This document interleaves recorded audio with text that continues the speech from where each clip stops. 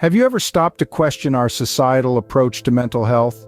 Why do we attempt to mold the individuals experiencing mental health issues to conform to societal norms, instead of addressing the deeply rooted issues within our society that contribute to these conditions?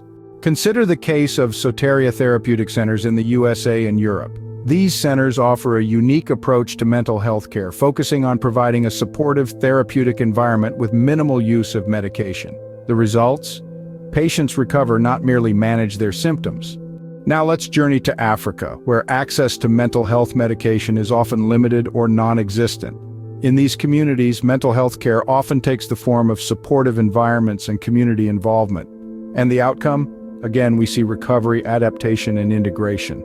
These examples beg the question, are we treating the individuals or the symptoms of a sick society?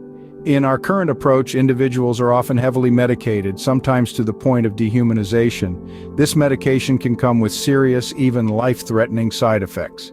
All this while, the individuals are integrated into an establishment where a series of professionals attempt to help them cope.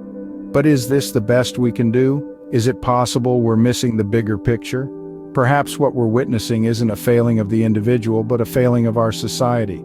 Could it be that our societal structures and systems are, in fact, contributing to these mental health issues? And if this is the case, are we then perpetuating a cycle of mental illness for the benefit of pharmaceutical companies and mental health professionals? Could it be that we're not addressing the root cause because it's more profitable to treat the symptoms? It's a disconcerting thought, isn't it? But it's a question we must ask ourselves if we are to make any meaningful strides in mental health care. The solution seems apparent. Fix society first, then address mental health. If we create a society that promotes mental well-being, perhaps we'll see fewer instances of mental illness to begin with. So, as we move forward, let's keep these examples in mind.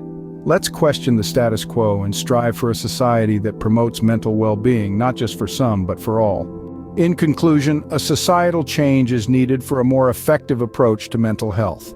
The examples of Soteria Therapeutic Centers and African communities have shown us that it's possible to foster recovery through supportive environments rather than heavy medication. It's high time we reevaluate our societal structures and systems and strive for a society that nurtures mental well-being. After all, a sane and well-functioning society might just be the best medicine.